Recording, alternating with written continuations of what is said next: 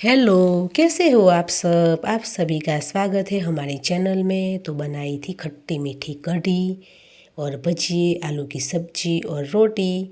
तो सबसे पहले हमने एक आलू को छिलके निकाल के ऐसे गोल गोल स्लाइस में कट कर लिया है और बॉईल कर लेंगे। और यहाँ हमने तेल गरम होने के लिए रख दिया है।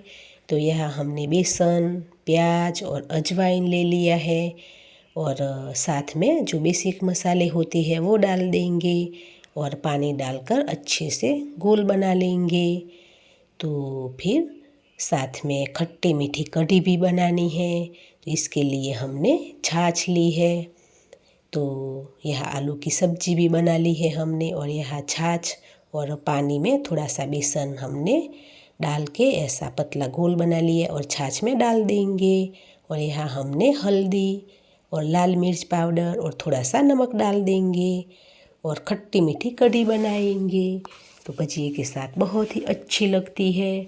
तो तेल गरम हो गया है तो इसमें राई और जीरा डाल देंगे और फिर जो हमने छाछ में बेसन डालकर जो बेसिक मसाले डालकर घोल तैयार किया था वो डाल देंगे। तो फिर यहाँ गुड़ डाल देंगे तो खट्टा मीठा टेस्ट आएगा। और छाछ बहुत ही खट्टी थी तो गुड़ डाल के फिर अच्छा सा खट्टा मीठा टेस्ट आएगा। तो यहाँ कढ़ी बनकर तैयार है। तो साथ में हमने रोटी के लिए आटा भी गूंद लिया है, तो साथ में रोटी भी बना ली है। तो कढ़ी तो बहुत ही अच्छी बनी थी, जितनी तारीफ़ करे उतनी कम, वैसी कढ़ी बनी थी। आप भी ज़रूर बनाइएगा। तो फिर यहाँ हमने बैटर तैयार कर लिया है। तो जो आलू की स्लाइस थी वो डाल दी और ऐसे भजिए बना लिए हैं। तो फ्राई हो गए हैं तो फिर निकाल लिए हैं। तो आप देख सकते हो कि भजिए भी बनकर तैयार है। तो सर्विंग प्लेट में सर्व करेंगे।